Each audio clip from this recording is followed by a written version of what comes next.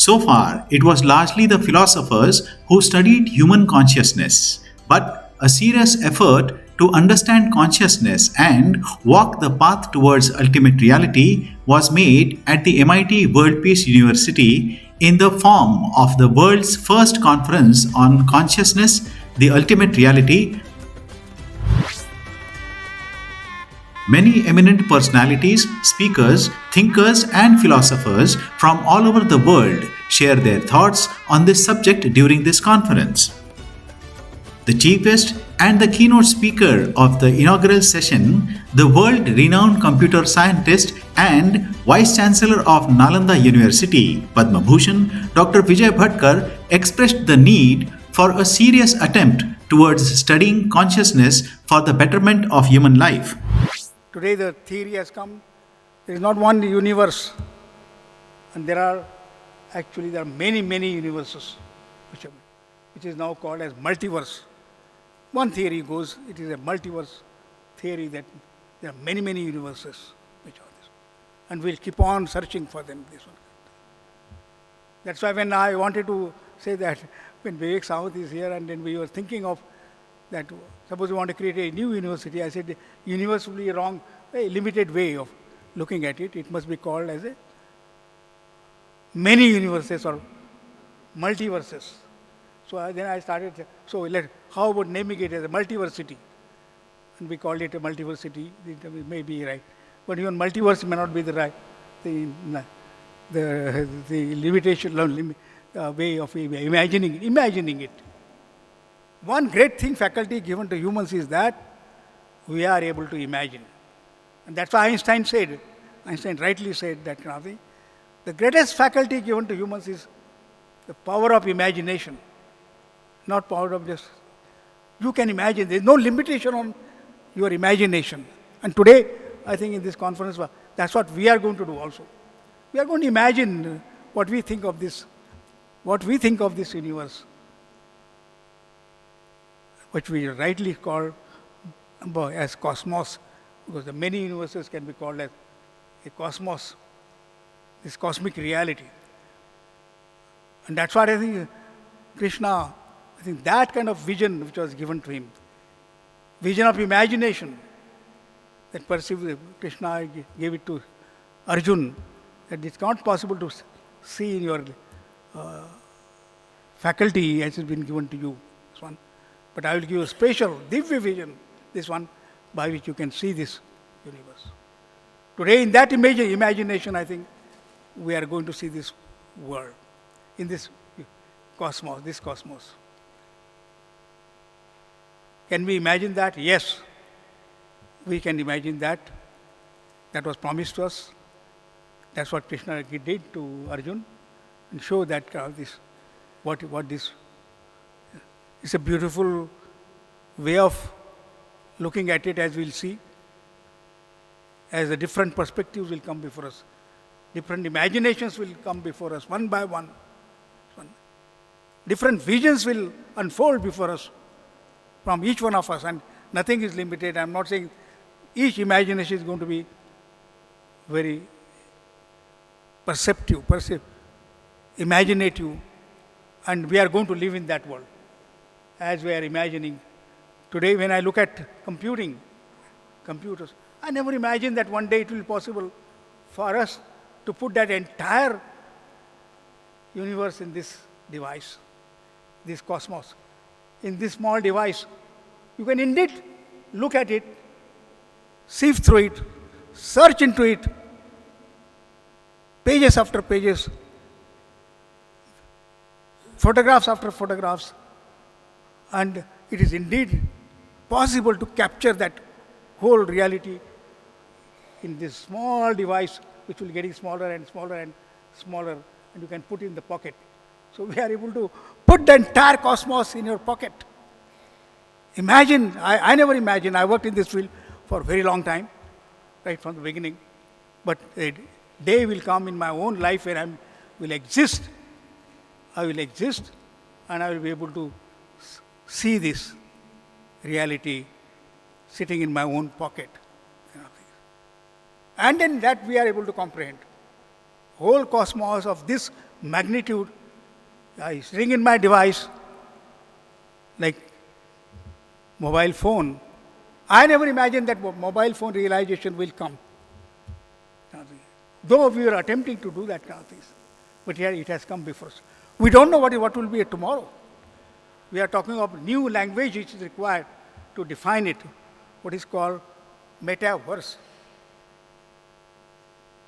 A verse is a language, a new language which will be created, which will be called the metaverse realization, which will be in a form, in not only just reality, in 2D, 3D, in deep realities which will be able to express and bring before us. And that form, I think that is going to be like a cosmic dance, and we'll see that the stars will dance before us. This one, and we'll try to understand that. So I think it is in this reality, in this kind of amazing form, we are going to look at it, I would say that. This is the first conference. Panditji has walked in. I think that's what Panditji I was talking to about the Vedic view of this realization, what we are going to do. The Vedic view of it. What is this? What is it? How did our rishis imagine that? How did they comprehend? How did they talk about it? When I was talking in one conference recently, that how accurate those presentations are in terms of the diameter of the sun, in terms of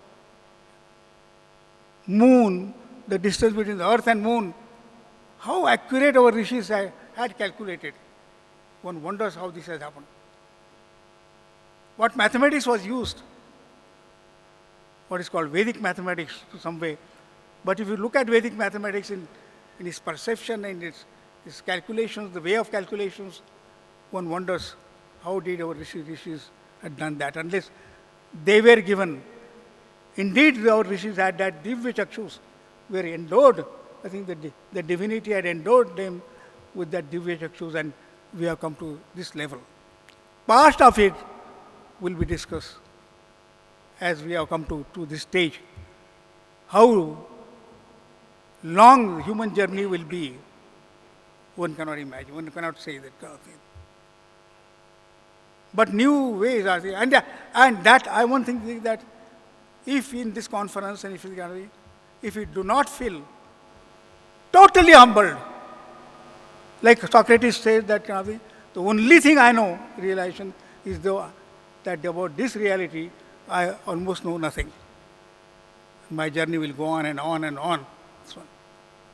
This conference, if at all, it must, in terms of knowledge, it must humble ourselves. What we are trying to look out for. The beauty is that it is still possible to realize, understand it, comprehend it. As I said, you can enclose and trap the whole thing in your mobile. All these things in a 2D, 3D, and new forms which are coming before us. So we must be lucky. We must be humbled that we have been given that opportunity. We have been given that opportunity. As humans, we have been given that opportunity to wonder, as like Arjuna was totally nonplussed to see that the cosmic reality, what Krishna showed to him. That is what our experience should be at the end of this conference. We are not discussing all the issues. We are discussing some part of these issues. And it is that we want to comprehend. And as in university, with our students, we and the teachers and students like Upanishadic thing, sit together and try to explore that reality. Such is the great form of universities of, I think, tomorrow, or I think it has been. Such is the great thing, endeavor which you have been blessed with, this one, to understand. Because there is no joy like joy of knowledge. It has been rightly said. There is no joy like, once you get a thing, you wonder, oh my God. And that's one of the greatest joys I think human life can give you. That is knowledge. That is what is. And that knowledge is also in a form with what we don't teach in universities. is also is the emotional knowledge. It is not just, but you become joyous, you can wondrous, you kind of think. And so knowledge has been said that today we must be talking about in terms of not just say dry knowledge, but the knowledge which will and possible to bring that human emotions. And that's why people are talking only artificial intelligence is one subject we talk about, but artificial emotional intelligence is the new subject which is come. That artificial emotional intelligence kind of thing. That experiential knowledge, what even Krishna talks about, experiential knowledge, which is the next form of the thing which we must bring on the table, bring here in that cosmic dance before us and experience it and go forward in our journey towards knowledge. So thank you very much for giving me the opportunity to introduce them. Thank you so much, sir. My Mother India will emerge as a divine knowledge god of the whole world. It is his sentence. My Mother India, गर्व से नहीं, स्वाभिमान से.